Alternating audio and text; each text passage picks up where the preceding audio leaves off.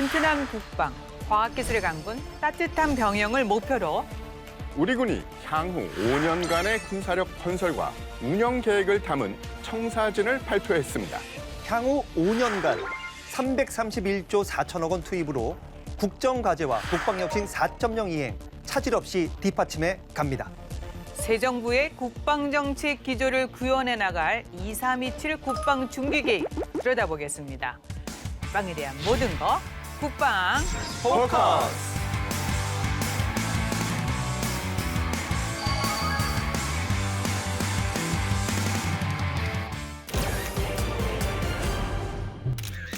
윤석열 정부의 첫 국방중기 계획인 만큼 관심과 기대가 정말 큽니다. 오늘 국방 포커스에서 꼼꼼히 들여다보겠습니다. 함께 얘기 나눌 분들 스튜디오에 모셨는데요. 반갑습니다. 안녕하세요. 반갑습니다. 네, 각자 자기소개 부탁드립니다. 안녕하십니까. 저는 국방부 전력유지 예산 담당관 김순자입니다. 저는 국방중기계획에서 전력 운영 분야와 총괄을 담당하고 있습니다. 네, 안녕하십니까. 중기계획 중 부대계획 분야를 담당하고 있는 국방부 조직총괄 담당관 신태복입니다. 안녕하십니까. 방위력 개선 분야 국방 중기 계획을 담당하고 있는 국방부 기반전력계획평가과장 이영석입니다. 네, 향후 5년 동안 우리 군이 나아갈 청사진이 바로 국방 중기 계획입니다. 뭐 등대 같기도 하다, 나치방 같기도 하다, 뭐 이런 얘기를 하는데요. 국방 중기 계획 이런 거다 좀 더 설명을 듣고 싶습니다. 네, 김 과장님. 아마 개인들도 다 1년짜리 계획 또는 중기 계획, 장기 계획들을 수립해서 아마 인생을 계획하실 겁니다. 네. 예. 저희 국방부와 군도 마찬가지로 1년짜리, 그러니까 단년도 예산이라든가 사업 계획을 수립하고요. 또 중기, 저희는 5년인데요. 중기 계획을 수립하고 그다음에 또 장기 계획도 수립합니다. 그래서 저희가 국방 중기 계획이란 걸 또 간략하게 설명을 드리면요. 네. 저희가 향후 5년간, 그러니까 23년, 27년간 군사력과 군사력 건설과 운영 유지를 이러한 방향, 이러한 목표를 가지고 이렇게 건설하겠다 하는 것을 담고 있는 계획이 국방 중기 계획입니다. 그 중기 청사진을 제시한다고 하는데요. 물론 청사진도 제시하고요. 청사진뿐 아니라 그 청사진을 구현할 수 있는 구체적 계획, 그러니까 사업 계획과 그다음 예산, 병력 배분 계획까지 담고 있습니다. 저희가 국방 중기 계획을 처음 만든 거는 1980년대인데요. 80년도부터 매년 수립해 오고 있습니다. 그러니까 국방 중기 계획에 토대로 해서 매년 단년도 예산과 사업 계획을 수립하고 있는데요. 그 기초가 된다고 볼 수 있겠죠. 네, 그렇군요. 그다음에 국방 중기 계획은 이제 3가지 사업 분야로 구성되어 있습니다. 하나는 첫 번째 말씀드릴 게 방위력 개선 분야고요. 방위력 개선 분야 말이 좀 어려운데요. 이거는 우리가 잘 아는 그 비행기나 그다음에 함정, 전차 같은 무기 체계를 연구 개발하고 또는 획득하는 그런 사업과 예산을 담고 있는 분야고요. 두 번째가 전력 운영 분야입니다. 네. 전력 운영 분야는 저희 병력, 그다음에 아까 방위력 개선 사업에서 확보한 무기 체계를 운영 유지하는 데 필요한 사업과 그다음에 예산을 배분하는 계획입니다. 마지막으로 좀 용어가 어려운데요. 부대 계획 분야가 있습니다. 네. 예, 부대 계획은 병력 규모라든지 아니면 새로운 부대를 창설하든지 아니면 개편하는 이런 계획들을 담고 있는 계획입니다. 예, 새 정부가 국정과제를 소홀함 없이 추진하고 있는 가운데 국방부 국정과제 추진도 속도를 내고 있는 것 같은데요, 신 과장님. 네, 그렇습니다. 잘 아시는 바와 같이 작년 7월 국무회의에서 윤석열 정부 110대 국정과제가 확정되었습니다. 예. 이 중 국방부 소관 국정과제는 AI 과학기술 강군 육성, 북핵 미사일 위협 대응 능력 보강 등 6개 과제입니다. 네.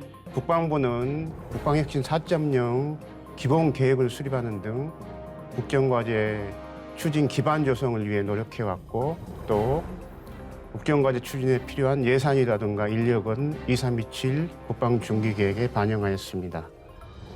계획된 국정과제를 차질 없이 추진해서 국정성과를 창출할 수 있도록 적극 추진하겠습니다. 네.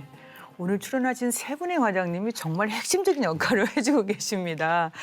네, 이렇게 이제 2327 국방 중기계획 새 정부의 첫 계획인 만큼 가장 중점을 둔 부분은 어떤지 그리고 뭐 특징이 있다면 어떤 것이 있을지 좀 궁금해지는데요. 김 과장님 조금 더 부연 설명해 주시면 안 될까요? 예, 사회자분께서 말씀하신 것처럼 2327 국방중기계획은요. 윤석열 정부 출범 후에 처음으로 수립한 국방중기계획입니다. 그렇다 보니까 아무래도 현 정부의 그 국방 정책 기조를 구현하거나 아니면은 국방 분야의 국정 과제 앞에서 말씀하셨죠. 그 국정 과제를 충실하게 이행하는 데 중점을 뒀습니다. 그래서 저희가 국방 중기계획 이번에 수립할 때는요. 튼튼한 국방 아까 말씀하셨죠. 네. 튼튼한 국방, 과학기술 강군, 그다음에 따뜻한 병역을 목표로 했고요. 그다음에 특징을 간략하게 말씀드리면 첫째는 저희가 지금 안보 상황이 좋지 않잖아요. 예. 그렇다 보니까 이 안보 상황을 고려해서 그 아까 말씀드린 무기체계 획득하는 방위력 개선 분야를 최우선으로 배분을 했습니다. 그다음에 방위력 둘째로는요. 방위력 개선 분야 내에서도 북한의 핵미사일 위협이 지금 고조되고 있죠. 네. 그래서 그 위협에 대해서 대응할 수 있는 강력한 대응 수단을 강구하기 위해서 한국형 삼축체계 구축이라는 그 사업에 많은 예산을 배분을 했습니다. 마지막으로 그 전력 운용 분야에서는요, 그 병사부터 그 간부까지 처우 개선 된 것을 체감적으로 느낄 수 있도록 재원을 그런 쪽에 많이 배분을 했습니다. 네. 네. 러시아와 우크라이나 전쟁 이후 세계 안보 환경 변화가 급격합니다. 이 평화를 지키기 위해서는 정말 가장 필요한 건 힘이 아닐까 생각하는데 압도적인 힘이 있으려면은 이 첨단 전력 필수 아닙니까, 과장님? 네, 맞습니다. 그 말씀하신 것처럼 저희는 러시아 우크라이나 전쟁에서 평화를 지키는 가장 중요한 것은 강력한 국방력이라고 이제 저희는 목격을 하였습니다. 특히나 이제 우리를 위협하고 있는 북한의 위협 그리고 공격 수단은 정말 저희가 상상하지 못할 정도로 보다 정밀화 또 수행화되고 있고 또 양적으로도 많이 확대가 되고 있습니다. 이러한 위협의 변화에 맞춰 우리 군도 강력한 군사력을 뒷받침하는 그런 군사력 건설을 해야 한다고 생각하고 있고 그런 부분들을 이번 국방중계획에 반영을 하였습니다.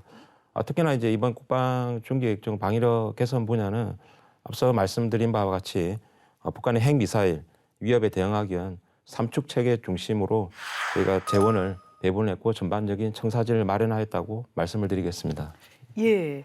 그리고 이제 대한민국은 인구 국감으로 인해서 우리가 저출산 시대 아닙니까? 병역 자원 감소 현실적으로 불가피합니다.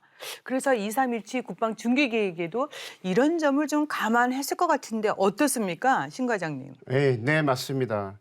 특히 부대 계획 분야 중기 계획을 검토하기 위해서는 그 병역 자원이 되는 20세 남자 인구의 추세 그리고 병역 제도 변화 이런 다양한 영향 요인들에 대한 검토와 분석이 필요합니다. 네. 이러한 내용들을 종합적으로 검토하여 저희가 2327 중기 계획에 담았다는 말씀을 드립니다.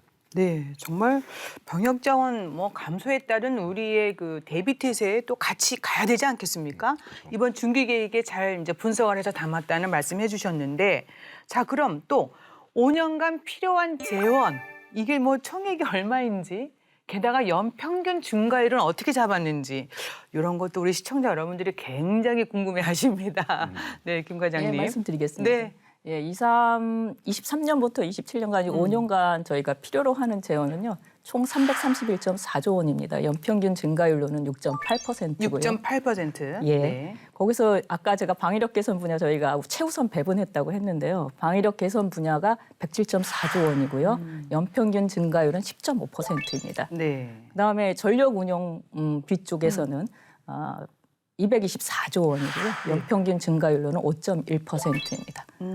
들으셔서 아시겠지만 방위력 개선 분야 증가율이 전력 운영비 증가율보다 2배 이상이 되는 걸 아실 수 있습니다. 예, 그렇군요.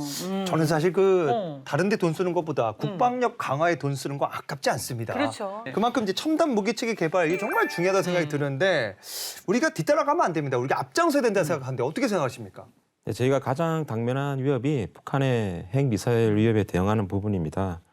사실 그러한 현실적인 위협을 빨리 해소할 수 있는 그런 군사력 건설 측면에서 저희가 질적 우위를 달성하기 위한 예산을 투자를 하는 한편으로는 그 무기 체계에 대한 연구 개발을 통해서 저희가 앞서가는 기술들을 미리 선제적으로 확보하는 부분들도 매우 중요한 부분입니다. 이렇게 첨단 전력을 당장 구축하는 부분 그리고 그에 따른 핵심 기술들을 또 선제적으로 확보하는 부분들을 저희들이 재원을 우선적으로 배분을 했고 앞서 말씀드린 바와 같이 방위력 개선 분야의 중요성은 지금 날로 커지고 있기 때문에 이번 정부 전체적으로 긴축 재정 하에서도 저희 방위력 개선 분야에 있어서는 국방 중기 계획의 최우선으로 삼았고 그 증가율도 평균 10% 이상을 가져간다라고 좀 말씀을 드리고 싶습니다. 사실 첨단 무기 체계 확보 중요성이 날로 커지고 있기 때문에 네. 저희도 그 필요성에 대해서는 충분히 이해를 하고 있고 그에 따라서 일단 예산하고 사업적인 측면에서는 방위력 개선 분야에 투입에 더욱더 박차를 가할 계획을 가지고 있습니다. 네. 이 국방비 증강에 나선 세계 각국들 들여다보도록 하겠습니다. 알아두면 똑똑해지는 신기한 국방 지식. 그것이 알고 싶은 지식 포커스. 글로벌 안보 정세의 흐름에 따라 변화하는 각국의 국방비 추세. 코로나 장기화로 인한 물가 상승, 미중 전략 경쟁 심화와 러시아 우크라이나 전쟁 여파로 전 세계가 국방비를 눈에 띄게 늘리고 있는데요. 오늘의 다이어트 지식 포커스. 미래전에 대비하는 세계 각국의 국방비 증강 추세를 살펴보겠습니다.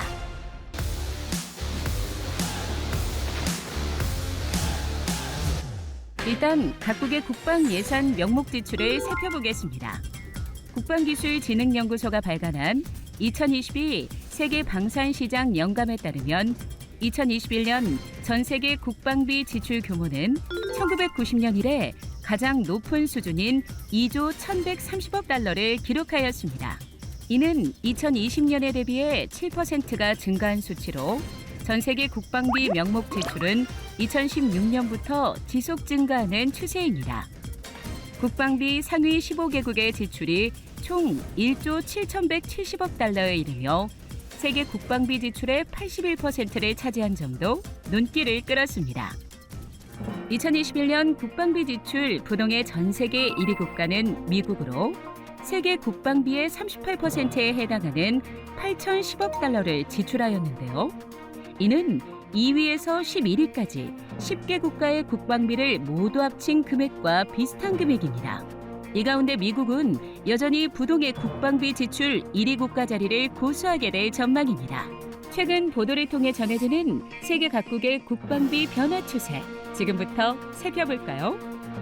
지난해 바이든 미 대통령은 2023 회계 연도 안보 및 국방 예산에 담은 국방수권 법안에 약 8,580억 달러, 한화로 약 1,133조인 역대 최대 규모의 국방 예산에 서명하며 국방 태세를 강화하는 움직임을 보였습니다.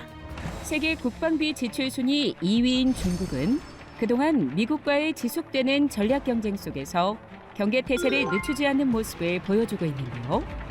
중국 국방부가 제시한 2019 국방백서에 따르면 국방과 전력의 현대화 구현을 목표로 하는 중국의 3단계 발전 전략을 토대로 중국은 2010년부터 2017년까지 장비비에 대한 국방비 비율을 증가시켜 왔습니다. 2021년 중국은 세계 국방비의 14%에 해당하는 2,930억 달러, 한화로 약 336조 원을 지출한 것으로 드러나 27년 연속으로 세계에서 가장 장기간 국방비 지출이 늘어난 나라로 기록되었습니다. 일본 역시 방위 정책에서의 큰 변화 양상을 보였는데요. 일본은 지난해 말 국가안보정책 지침인 국가안전보장 전략문서에 방위 예산을 점차 늘려 2027년엔 현재 국내 총 생산의 2%에 달하도록 한다는 내용을 포함시켰습니다. 기시다 내각은 올해 방위비를 지난해 대비 26% 늘린 6조 8천억 엔, 한화로 약 66조 원가량을 증강 편성했다고 밝힌 바 있습니다.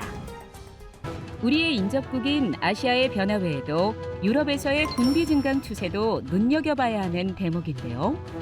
러시아 우크라이나 전쟁 이후 유럽 국가들은 군사력 강화를 위한 지출 확대를 선언하고 나선 상태입니다. 독일은 국방비를 올해부터 GDP의 2% 수준으로 끌어올리고 1,000억 유로의 국방기금을 조성하겠다고 밝혔습니다. 우리와 방산 수출 계약을 체결한 폴란드 역시 지난해 3월 국토방위법을 통과시키며 올해 국방비 지출을 작년 2.2% 대비 3%로 늘리고 5%까지도 증액할 계획을 밝혔습니다. 인플레이션을 고려하고 각국 재정 지출 대비 국방비 비중을 들여다봐야 실질 지출 규모를 명확히 알 수 있겠지만 일단 급변하는 국제 정세에 발맞춰 세계 주요국들의 국방비 변화가 눈에 띄게 달라지고 있다는 것 간과할 수 없습니다. 최근 들어 국방 예산 분야 중 R&D 분야에 대한 투자 집중도가 높아지는 추세가 주요 국가들의 국방 예산에서 나타나고 있는데요. 세계 각국의 국방비 추세를 주시하면서 우리 역시 4차 산업혁명 시대 과학기술 강군 육성을 위해 달려가야겠죠. 엄중한 안보 상황 속에서도 튼튼한 국방, 과학기술 강군 구현에 힘쓰고 있는 우리 군에 국민 여러분들의 관심과 성원 부탁드립니다. 자, 이제부터는 2327 국방 중기 계획, 그 분야별 주요 내용 또 계획 하나하나 좀 더 살펴보겠습니다. 앞서도 이제 설명을 해주셨는데 방위력 개선 분야가 정말 중요합니다. 강한 군사력 건설을 위해서 재원을 이제 먼저 최우선으로 배분했다 말씀해 주셨는데 북핵과 대량殺傷 무기 대응하기 위해서 이제 한국정 3축 체계 이거는 좀 더 어떤 식으로 구축해 나가야 되고 있는지. 방향성 등등해서 이 과장님이 자세한 설명 부탁드립니다. 한국형 3축 체계에 대해서는 많은 분들이 들어보셨을 겁니다. 그래서 오늘 이 자리에서 아주 깊이까지는 아니더라도 세부적인 내용들을 좀 말씀을 좀 드리면 먼저 첫 번째로 킬체인이 있습니다. 네. 킬체인은 저희가 북한에서 중요 표적들이 표적을 빠르게 그리고 정확하게 탐지를 하고 파괴를 할 수 있는 능력을 구비를 하는 부분이고 그리고 북한에서 미사일이라든지 장사정포 공격을 할 경우에 이를 탐지를 하고 우리 공중에서 또 요격을 해야 되는 부분이 있습니다. 이 부분에 관해서 능력을 확충하는 부분이 한국형 폭합다층 미사일 방어 체계입니다. 마지막으로 북한에서 핵미사일을 통해서 우리를 공격할 경우에 우리가 북한의 전 핵심 시설을 대량 응징 보복해 파괴할 수 있는 그런 압도적 대량 응징 보복 KNPR 이렇게 세 부분으로 구분해서 구축해 가고 있습니다. 예. 예, 저는 이 말씀해 주신 것 중에 북의 실질적인 위협에서 우리를 보호하고 방어해주는 이 킬체인 앞으로 어떻게 계속 발전시켜 나갈지가 정말 궁금한데요, 이 과장님. 먼저 그 최우선적으로 추진하는 부분은 그 첨단 스텔스기를 추가 확보해서 북한에서 이동 표적들을 재빨리 파악을 해도 실시간으로 타격할 수 있는 그런 역량을 증대시키는 것을 첫 번째 사업이라고 좀 말씀을 드리고 싶고 네. 두 번째로는 북한의 그런 발사 시설들이 외부로 노출되어 있는 것도 있지만 또 갱도 시설에 들어가 있는 것들도 있습니다. 네. 사실 이제 그러한 부분들은 정말 파괴하기 어려운데 그러한 부분에 있어서 가능한 무기 체계를 또 개발을 했습니다. 전술 지대지 유도 무기라고 있는데 이 무기 체계를 이번 중기 계획에서는 전력화를 완료하는 것으로 이렇게 계획을 잡고 있습니다. 이 SLBM을 저희가 또 개발을 했는데 SLBM이 탑재한 중형 잠수함이 좀 많이 좀 운영됐으면 좋겠어요. 또 이제 방어를 위해서 적 장비 부품을 파괴할 수 있는 수단도 확충해야 되지 않을까 생각이 드는데요. 네, 말씀하신 것처럼 SLBM을 탑재한 중형급 잠수함은 정말 전략적으로 유용한 자산입니다. 그에 따라서 이번 중기 계획에도 잠수함 능력 보강을 지금 추진을 하고 있고 아마 이런 전력화가 또 진행이 되면 엄밀한 타격 능력도 더욱 강화될 것으로 그렇게 보고 있습니다. 이와 함께 이제 북한이 핵이나 미사일을 쏘기 전에 이를 사전에 막을 수 있는 장치도 되게 중요한데 먼저 북한의 전력망이라든지 지휘통신망 또 이런 전자장비 등을 비물리적으로 무력화시킬 수 있는 그런 자산들도 있습니다. 예를 들어 정전탄이라든지 전자전기 그리고 전자기 펄스탄이 있는데 이러한 무기 체계들도 지금 개발을 또 진행 중에 있습니다. 네. 그래서 이제 우리 국민을 보호하고요, 국가 주요 시설을 방어하기 위해서 미사일 방어 체계 구축 관련해서 탄도탄 탐지 능력 강화를 또 해야 되고, 또 조기 경보 레이더 운용 그리고 요격 미사일 전력 등 이런 사업은 어떻게 추진되고 있는지 이 과장님 조금 더 부연 설명해 주세요. 네, 알겠습니다. 예. 먼저 탐지 능력과 관련해서는 레이더의 능력이 되게 중요합니다. 매우 중요합니다. 지금 탄도탄 조기 경보 레이더 1이 이제 운영이 되고 있고 또 탐지 거리가 보다 길어진 2가 추가적으로 또 전력화가 될 예정입니다. 그리고 이지스 함에도 레이더 고성능의 레이더가 같이 탑재가 되는데 예. 이 레이더들이 아마 동시에 운영이 되면 저희 전방이 한반도 전방에서 날아오는 그런 탄도탄에 대한 탐지 능력이 보다 획기적으로 강화될 것으로 이제 보고 있습니다. 그리고 이제 탐지를 하고 난 뒤에 이를 맞춰야 되는데 예. 이 요격 미사일 같은 경우는 저희가 자체적으로 개발한 천궁2가 전력화가 되고 있고 네. 또 패트리어트 미사일도 전력화가 완료가 됩니다. 그리고 LSM이라고 보다 높은 거리에 이렇게 요격을 할 수 있는 무기 체계도 또 일부 전력화가 되고 전체적으로 탄도탄 요격탄의 수량도 늘어나게 됩니다. 근데 수량만 늘리는 게 더 중요한 게 아니고 보다 높은 고도에서 북한의 탄도탄을 요격하는 게 또 중요한데 요격 고도를 보다 높이기 위한 성능 개량도 추진하고 있습니다. 네. 그래서 기존에 국산으로 개발했던 천궁2 그리고 LSM의 성능 개량도 동시에 추진할 계획이라는 걸 말씀드리겠습니다. 예. 이 북한의 그 재래식 무기가 이제 현대화 움직임을 좀 보이고 있는 가운데 이 장사정포 위협 계속해 오지 않을까 생각이 듭니다. 이 제대로 유격하기 위해선 핵심 기술 빨리 좀 확보해야 된다고 생각되는데 어떻습니까? 우리 국민들께서 아마 신문에서 많이 보시면서 걱정하시는 부분이 또 장사정포에 대한 그런 두려움일 것으로 저는 생각을 하고 있습니다.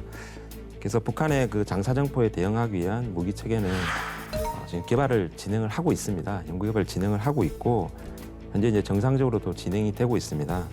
다만 이제 여러 가지 기술들을 개발을 해야 되는데 그 중에서 가장 중요한 핵심 기술이라고 할 수 있는 것이 다대다 교전 능력입니다.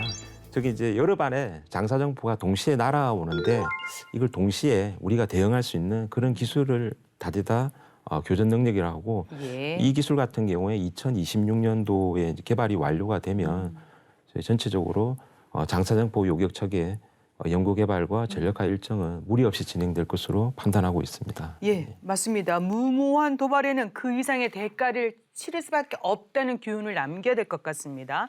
그래서 이제 압도적인 대량 응징 보복 능력 어떻게 구축하는지 그걸 조금 더 소개를 해주시면 어떨까요? 보안 유지 상황에서 좀 말씀해 주세요. 네. 사실 저도 말씀을 드리고 싶습니다. 다만 네. 이제 구체적으로 이게 말씀드리기에 좀 많이 제한되는 부분이 있어서 제가 간단하게만 좀 말씀을 네. 드리면 저희가 파괴력을 더욱 강화시킨 그런 초정밀 그리고 사정거리가 더욱 더 늘어나는 그런 장사정 미사일을 개발을 하고 있습니다. 하고 있고 아마 지금 개발을 하고 나면 또 타격 능력이 고도화돼서 북한의 그런 도발에 대한 억제 능력이 보다 제고될 것으로 이렇게 좀 판단을 좀 하고 있고요. 그리고 이제 저희가 이제 응징보복이라는 이제 얘기를 많이 하는데 네. 또 실제 이 임무를 또 수행하는 부대가 또 있습니다. 우리 특수임무여단이 있는데 특수임무여단이 보다 쉽게 또 작전을 할 수 있도록 저희가 전력을 보강해주고 있는데 간단히 얘만 좀 말씀드리면 그 휴대용으로도 할 수 있는 소형 드론이라든지 정찰 드론이라든지 그다음에 보다 소형화되고 또 능력도 확충된 야간 투시경 등등의 여러 가지 장비들이 또 있습니다. 이런 장비들도 개발을 할 예정이고 마지막으로 이제 작전을 하려면 적진 깊숙이 안전하게 또 들어가야 되는데 또 안전하게 들어가기 위해서 또 이동 수단이 필요합니다.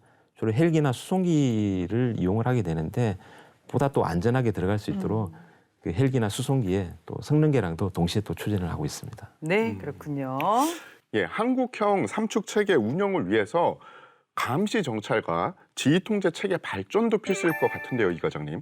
어떻게 발전시킬 예정이신지요? 네, 가장 중요한 부분이 감시 정찰 능력이라고 할 수 있습니다. 북한의 핵심 표적이 정말 많은데 이걸 우리가 얼마나 더 자주 꼼꼼하게 보느냐가 또 삼축 체계를 제대로 가동시킬 수 있는 아주 기반이 될 수 있는 부분입니다. 이러한 감시 능력을 또 확충을 하기 위해서는 가장 필요한 장비들이 우리 우주상에 위성을 많이 띄워서 보다 자주 우리 한반도를 관찰하고 이런 감시를 해야 되는데 네. 또 저희 이번 중기 계획 내에는 다수의 또 정찰 위성을 전력화하는 그런 계획들이 또 포함이 되어 있습니다. 예. 아마 이 사업들이 또 전력화가 되고 나면 우리 한반도 상공을 보다 자주 방문을 함에 따라서 감시 정찰 능력이 또 확충이 될 것으로 좀 보고 있고요.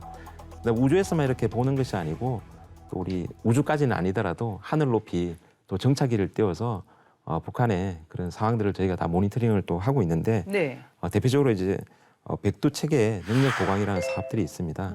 영상을 획득할 수도 있고 북한의 신호 정보도 획득할 수 있는데 이 사업 같은 경우는 신호 정보를 수집하는 체계입니다. 능력 보강을 통해 가지고 영상으로는 파악하기 힘든 보다 멀리서 그런 소리를 저희가 듣고 중요한 정보를 좀 판단할 수 있는 그런 능력이 또 하나 있고요. 또 이렇게 우주에 위성도 띄우고 무인기도 띄우고 정찰기도 띄우는데 이런 많은 정보들이 다양하게 오는데 이 정보들을 또 하나로 또 융합을 해서 예. 보다 구체화된 그런 표적 좌표들을 또 제공하는 다출처 영상 융합 체계라는 아주 복잡한 사업도 또 진행이 될 예정이라서 이러한 부분에서 저희 감시 정찰 능력을 꾸준하게 또 키울 예정입니다. 네. 그래서 이제 우리가 앞으로 변화하는 전장 환경에 적절하게 대응을 잘하기 위해서는 전력 체계 구축 필수입니다. 그래서 이제 좀 더 자세히 들여다보면 지상, 해상, 공중 전력별 특성을 좀 고려해서 지속적인 개선이 필요합니다. 우선 지상 전력 어떻게 변화되고 있을까요? 예. 먼저 말씀드리고 싶은 부분은 보다 기동성을 확대하는 겁니다. 저희 이제 기동 작전 능력을 향상을 위해서 K2 전차, 차륜형 장갑차, 중형 전술 차량 다 국산으로 개발을 했습니다. 네. 이제 기동성이 증대된 전력을 계속적으로 또 확보를 하고 또 북한의 또 중심 지역 그 타격 능력을 위해서 230mm급 다련장 천무를 추가로 더 전력화를 할 계획입니다. 천무 같은 경우는 해외 수출도 많이 되고 있어서 네. 정말 유용한 무기 체계입니다. 그리고 또 적 포병 부대 위치를 파악해서 우리 포병 부대가 보다 정확한 사격이 될 수 있도록 지원하는 대포병 탐지 레이더 2도 전력화가 되고 또 우리 이 군단급에서 운용하는 대포병 탐지 레이더 2 외에 또 그 밑에 또 사단급에서 또 운용할 수 있도록 대포병 탐지 레이더를 또 추가적으로 또 개발해 나갈 계획입니다. 그럼 미래전에 적합한 해상 상륙 전력 그리고 공중 전력 또 요거는 어떻게 구축을 하고 있는지. 기존의 구축함을 계속적으로 확보하는 부분이 있고 또 울산급 배치2, 배치3를 호위함을 또 전력화를 또 하고 있습니다. 예. 그리고 그 아랫단에 또 내려가면 저희 금독수리 고속 상륙 정도 또 함께 전력화를 하고 있어가지고 그 해군의 해상 전력에서는 아마 획기적으로 또 강화될 것으로 좀 보고 있고요. 해상에서 또 육지로 또 상륙 작전하는 부분도 중요한데 네. 이 상륙 작전을 또 하기 위해서 저희 상륙 기동 헬기라든지 기존의 대형 수송함 또 성능계량도 또 동시에 또 추진을 또 하고 있습니다. 네. 그럼 공중 전력 한번 가보도록 할게요. 보면은 이제 현재 운영 중인 전투기 이 성능 개량이나 노후화된 전투기 교체 과제들이 정말 많습니다. 그리고 이제 앞으로 과제들이 전력 체계별 첨단 무기 체계 개발과 전력화 어떻게 추진할 계획이십니까? 먼저 저희가 지금 운용 중에 있는 그 F-15K 그리고 KF-16은 지속적으로 성능 개량을 진행을 또 하고 있습니다. 이렇게 성능 개량을 진행하면서 또 임무 수행 능력을 최고 수준으로 지속적으로 유지를 할 계획이고요. 그 KF-21 같은 경우에 지금 시험 평가를 또 진행을 하고 있는데 KF-21이 시험 평가가 끝나고 나면 저희 국민들께서 항상 뉴스로 또 많이 걱정하시는 부분이 노후 전투기를 운용함에 따라서 또 추락 사고 네. 또 우리 그 파일럿들 또 생명을 또 잃게 되는 그런 부분들이 많이 걱정을 하셨는데 그 KF-21이 전력화가 되면서 기존에 노후화된 F4, F5도 자연스럽게 또 대체가 됩니다. 이렇게 사업들이 추진이 되고 나면 우리 한국 공군은 그 4세대 이상의 전투기로 다 보유하게 되는 그런 모습을 구현하게 될 것으로 보고 있습니다. 예. 앞으로 사람 대신 로봇이 싸우는 미래전 이제 정말 눈앞에 다가온 것 같은데요. 그래서 AI 기반 유무인 복합 전투 체계 발전이 좀 중요한 것 같은데 이 과장님 시급하지 않습니까? 네, 맞습니다. 그 최근 뭐 우크라이나 전쟁에서 보시다시피 드론과 로봇이 정말 현대전에서 정말 중요해지고 있고 저희 군도 그 필요성에 대해서는 누구보다도 좀 인식을 하고 있습니다. 현재 전력화가 완료되어 있는 HUAV를 포함해가지고 MUAV 그리고 군단급 UAV 등 다양한 정찰 무인기를 지속적으로 좀 확보를 해 나가고 있습니다. 이런 무인기 외에도 저희가 지금 전술제대에서 또 산악 지형에서 통신을 또 원활히 또 할 수 있도록 예. 그 통신 중계 드론을 만들고 있습니다. 이러한 부분들은 저희가 병력이 지금 부족한 상황, 그리고 새로운 기술 발전, 그리고 전장 환경의 변화 이런 부분들을 다 선제적으로 대비한다는 차원이고 이런 부분들이 미리 좀 준비될 수 있도록 관련된 핵심 기술도 지금 먼저 선제적으로 개발을 또 진행 중에 있습니다. 네. 지금 결국 첨단 과학기술군 육성을 위해서 많은 노력을 하고 계신데 우리가 이런 질문을 뺄 수는 없어요. 국방 R&D도 필수 아닙니까? 근데 이제 국방 R&D 얘기하면 대부분들이 투자 규모는 어떤가 이런 부분에 관심이 많더라고요. 계획 좀 설명해 주세요. 네, 알겠습니다. 네. 그 미래를 대비한 국방 R&D 투자 그리고 그에 따른 국산화 정말 중요한 부분이고요. 이를 위해서 여러 가지 분야로 또 지원을 하고 있습니다. 아주 기초적인 분야 연구를 할 수 있는 기초 연구, 그리고 무기 체계에 또 바로 적용하기 위한 핵심 기술 개발, 또 기존에 수입을 하던 부품들을 우리 국산으로 또 대체 개발하는 예. 부품 국산화 개발 지원 등이 있는데 총 9.8조 원 규모로 투자를 확대해 나갈 계획입니다. 그리고 이제 최상위에 있는 무기 체계 개발에서는 107개 무기 체계 연구 개발에 11.4조를 또 지원할 예정이고요. 예. 이제 이러한 부분 외에도 또 우리가 선도적으로 대응해야 되는 부분이 또 많이 있습니다. 우주라든지 인공지능 이렇게 미래 도전 국방 기술 분야도 정말 중요한 부분인데 이러한 부분에서도 1.9조 원 규모로 투자를 확대해 나갈 계획으로 가지고 있습니다. 네. 국방 R&D에서 빠뜨릴 수 없는 게 최근 대한민국 그 방산 수출 효자 상품으로 지금 부각했어요. 정말. 하지만 잘 나갈 때 더 조심하고 또 준비를 해야 됩니다. 방위 산업과 또 방산 수출 경쟁력을 지속적으로 유지하기 위해서 국방부는 어떤 지원을 지금 계획하고 계시는지요? 우리 최근 폴란드를 포함해가지고 네. 방산 수출 규모가 정말 비약적으로 늘어나면서 아마 전 세계적으로 우리 K 방산 내 우수성은 모두 다 인정할 것으로 이렇게 보고 있습니다. 정말 정부 차원에서도 많은 노력을 해야 되는데 여러 가지 또 사업들이 있습니다. 대표적으로 이제 말씀드리고 싶은 게 이제 무기 체계 개조 개발 지원입니다. 제가 예를 하나 들면 K2 전차를 우리 군이 운용을 하고 있는데 네. 이걸 외국에 팔 때는 또 그쪽에 요구하는 조건이 달라질 수밖에 없습니다.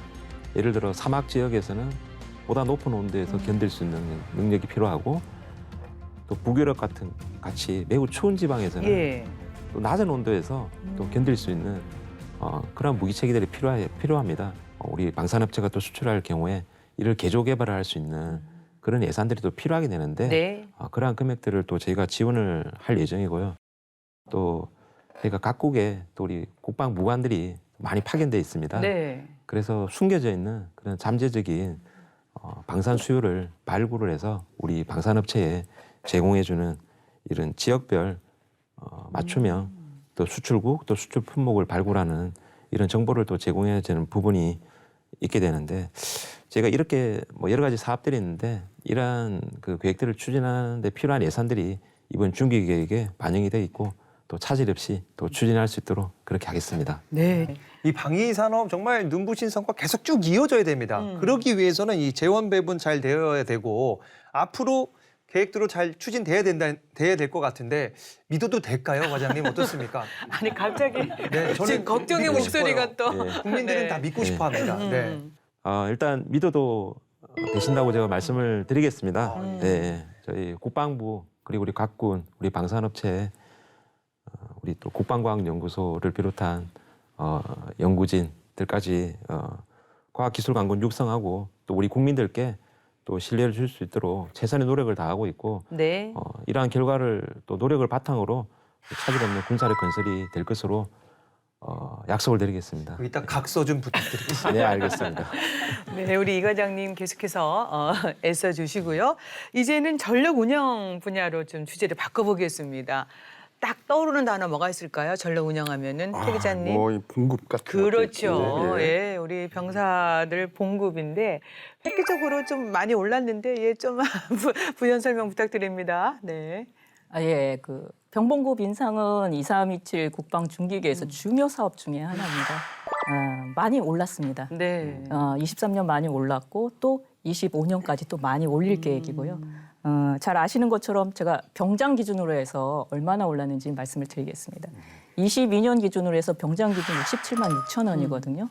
근데 이게 23년 저희가 예산 반영한 게 100만 원입니다. 네. 그리고 24년이 되면 이게 125만 원으로 오르고요. 그다음에 25년에는 150만 원까지 올립니다.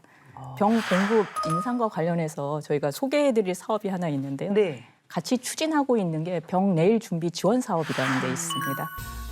이거는 뭐 병사들이 전역할 때 목돈을 마련할 수 있게 하려고 저희가 만든 사업인데요. 그러니까 병사들이 복무하시면서 매월 적금을 붓게 되면 금융기관에서 한 5%의 이자를 받게 됩니다. 네. 그러면 거기에 이제 정부에서 추가적으로 1%를 더 추가를 지원을 하고요. 그다음에 적립한 거와 5% 이자에 매칭을 해서 추가적인 지원금을 또 주게 됩니다. 네. 근데 이 지원금이 이것도 많이 오르게 됩니다. 저희가 22년에는 월 이게 14만 1천 원이었거든요. 네. 근데 이게 23년에 30만 원, 그다음에 24년에는 40만 원, 그다음에 25년에는 55만 원까지 인상할 계획입니다. 정말 그래서 만약에 모든 게. 두 번 입대 안 될까요? 입대하고 싶네요, 진짜. 그래서 네. 봉급하고 네. 이 내일 준비 지원금을 합치게 되면 네. 22년에는 이제 82만 원, 월 최대로 82만 원을 지원받게 되는데요. 이게 25년이 되면 205만 원까지 올라가게 됩니다. 예. 그러면 이 병 봉급처럼 이 정액으로 그냥 지원이 되는 건가요? 이건 정액으로 지원되는 건 아니고요. 앞서 제가 말씀드린 것처럼 이제 병사들이 입대한 다음에 복무 기간 동안 이제 적금을 병 내일 준비 적금이라고 있습니다.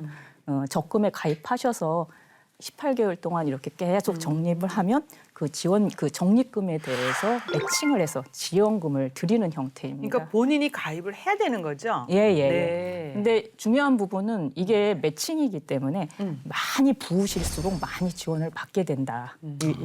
이 점이 중요한 거고요. 25년에 입대하는 병사일 경우에는 그럼 얼마를 받게 되느냐 네. 하면요. 만약에 그 병사가 매월 한 54만 원씩 18개월을 붓는다. 이럴 경우에 본인이 분 원금하고 5% 이자, 이게 한 1천만 원, 1천만 원쯤 됩니다. 거기에 이제 정부에서 추가적으로 1%를 더 지원한다고 네. 했잖아요.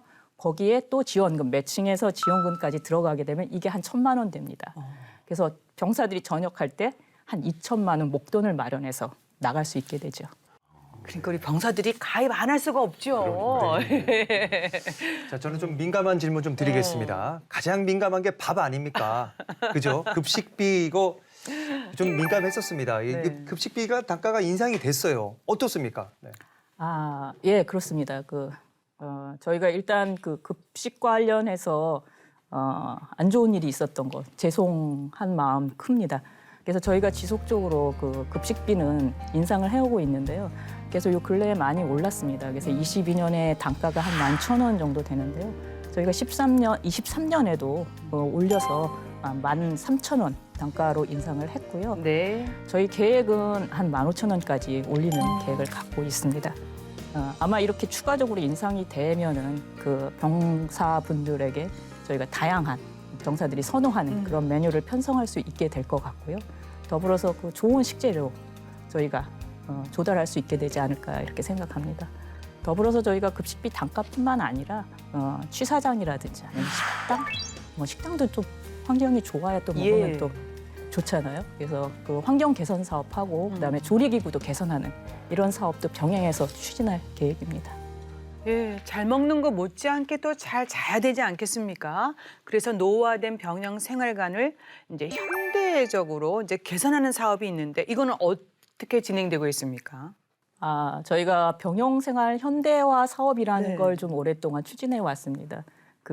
사업의 주요 내용은 기존의 한 소대급 단위로 침상형 생활관이었는데요. 그거를 이제 분대급 한 8에서 10명 정도 그 정도의 그다음에 침대형으로 바꾸는 사업이었거든요. 네. 이 사업은 거의 마무리 단계에 들어서 마무리입니까? 예. 이제 23년부터 이제 새로운 사업이 들어가는데요. 아까 10명이라고 했잖아요. 너무 많아요. 예, 이거를 한 2, 4인 정도로 줄이고 거기에 이제 화장실이 같이 딸린 그런 형태로 이제 생활관 개선 사업을 이제 순차적으로 추진해 나갈 계획입니다. 더불어서 그 생활관에서 덮는 모포, 그 네. 침구류가 있지 않습니까? 지금 육군하고 해병대 같은 경우에는 그 오랫동안 사용한 모포 포단을 사용해 왔거든요. 그거 24년, 3년부터는 그 상용 이불로 전면 교체될 계획입니다. 네. 또 우리 군의 이 전투력에 있어서 초급 간부의 역할 정말 중요하지 않습니까?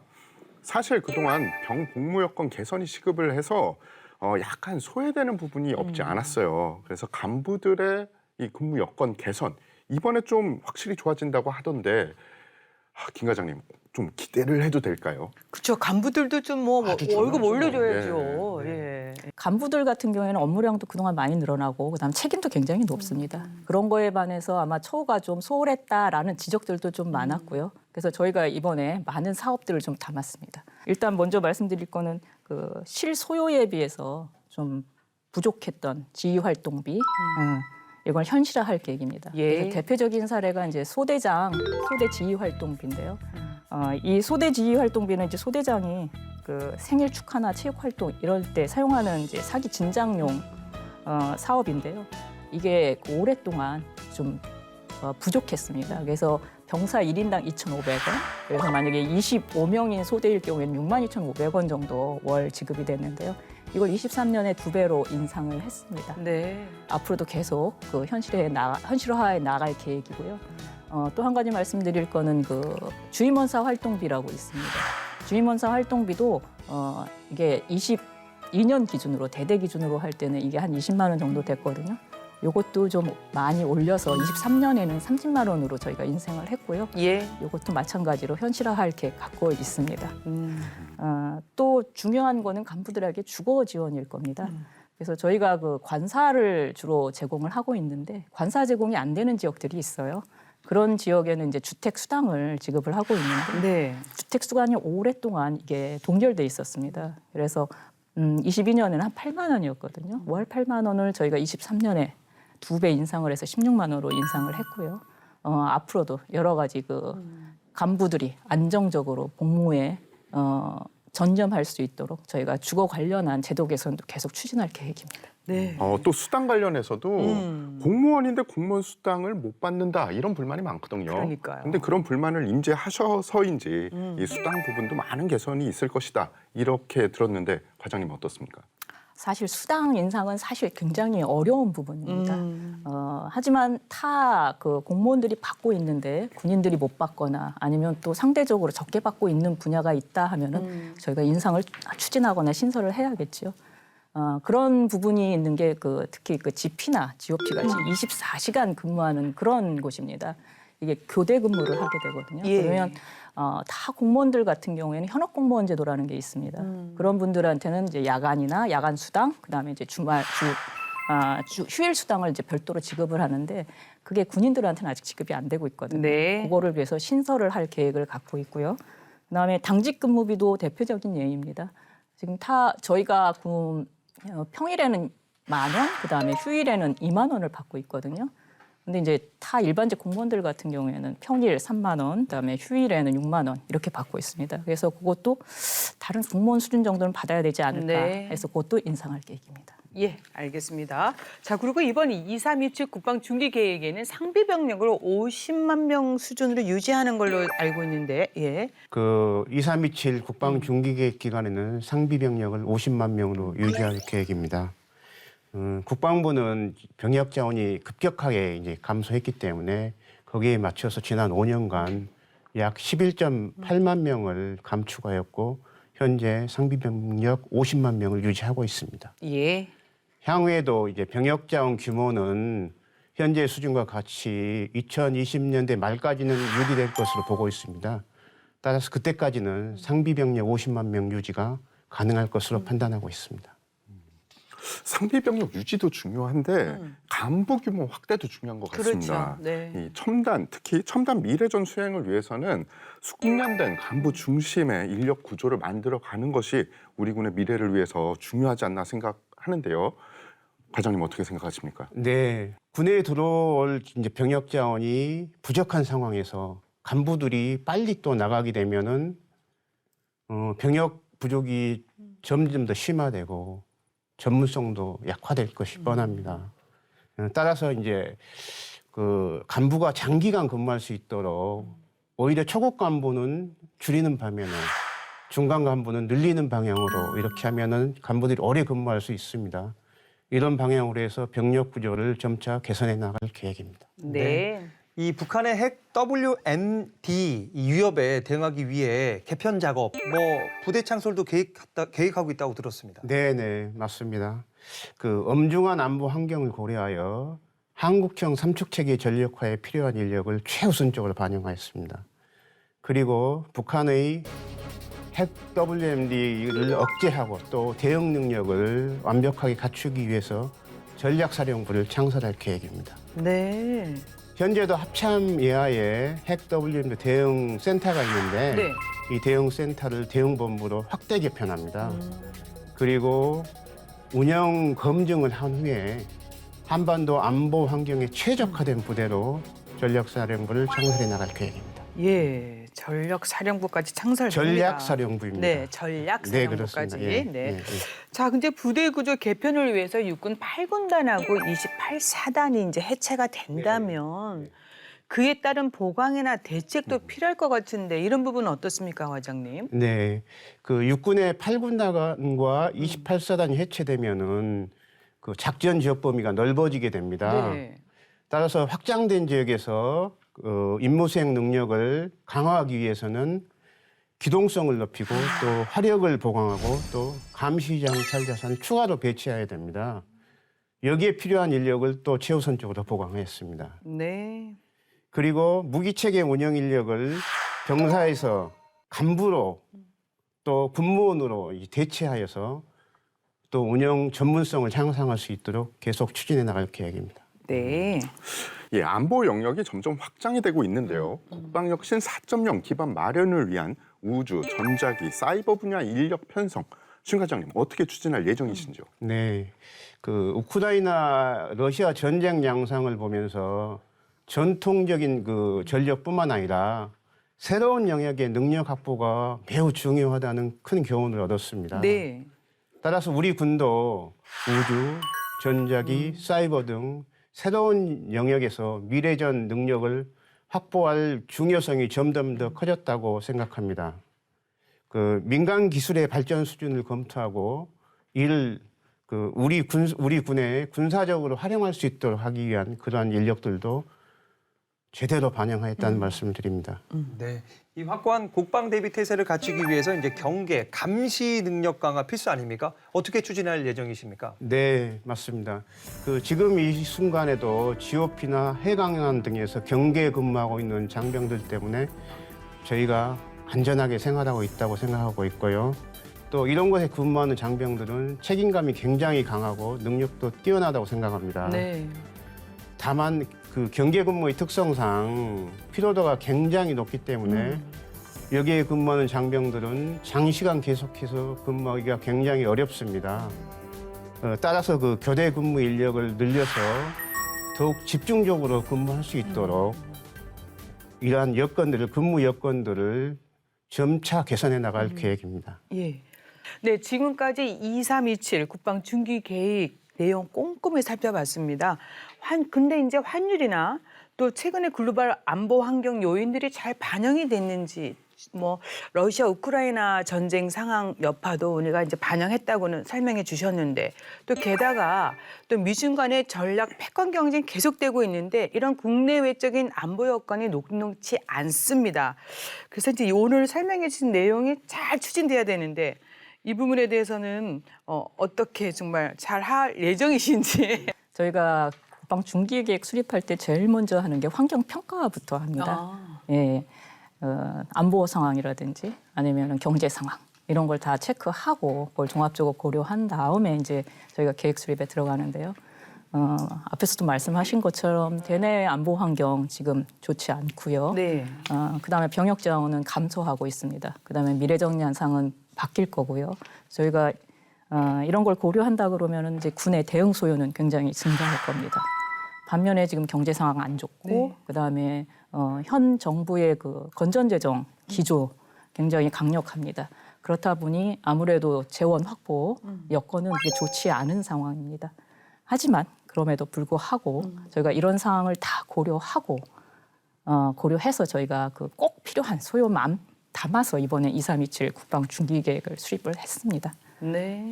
중요한 거는 이제 예산을 저희가 계획 수립한 대로 예산을 확보하는 건데요. 네. 이거는 저희가 앞으로 23년부터 27년까지 재정당국과 긴밀하게 협의하면서 추진해야 될 과제입니다. 예. 아무래도 저희가 이 중기 계획을 계획대로 잘 추진해 나가기 위해서는 우리 국민 여러분과 우리 장병 여러분의 적극적인 지지, 공감 이런 게 필요하지 않을까 생각합니다. 많은 응원 부탁드립니다. 네. 그런데 이제 말씀해 주신 대로 과장님께서 국민적 공감대 형성이 또 있어야 우리 국방부가 또 힘을 얻어서 이 계획을 잘 추진하지 않겠습니까?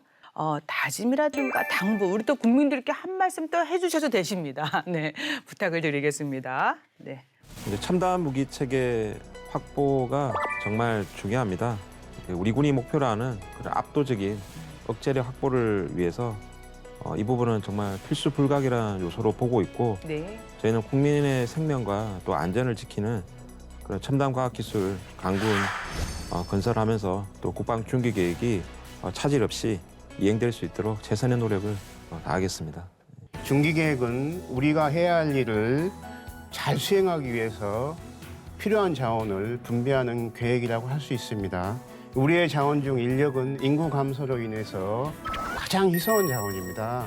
군인 군무원 한 명 한 명에 대한 활용성과 효율성을 높이는 것이 중기 계획을 잘 추진하고 강력한 국방을 건설하는 길이라고 생각합니다. 계획된 중기 계획이 계획대로 잘 추진될 수 있도록 계속 관심을 갖도록 하겠습니다. 23년부터 27년까지 추진할 그 5년간 계획을 저희가 마련했고요. 이제는 이를 실천하는 게 중요한 시점이라고 생각합니다. 튼튼한 국방, 과학기술 강군, 따뜻한 병영을 실현하기 위해서 최선을 다하겠습니다. 예. 야심차게 국방부가 추진 중인 2327 국방 중기 계획에 대해서 잘 들었습니다. 모쪼록 차질 없이 정말 잘 작성돼서 선진, 정말 첨단 강군 건설해 주시고요. 또 미래전에 또 잘 대비해야 되지 않겠습니까? 인력 중요합니다. 저희도 응원하겠고요. 관심을 더욱 많이 갖겠습니다. 도움 말씀 여기까지 듣겠습니다. 고맙습니다. 감사합니다. 감사합니다. 엄중한 안보 상황 속에서 미래전 승리를 보장하기 위해 우리 군이 첨단 과학기술 강군으로 거듭나고 있습니다. 국방혁신 4.0과 정부 국정과제구현을 뒷받침하는 2327 국방 중기 계획이 잘 추진될 수 있도록 국민 여러분의 지지와 성원 부탁드리겠습니다. 국방에 대한 모든 것 국방 포커스 오늘 여기까지입니다. 저희는 다음 시간에 다시 찾아뵙겠습니다. 감사합니다. 감사합니다. 감사합니다.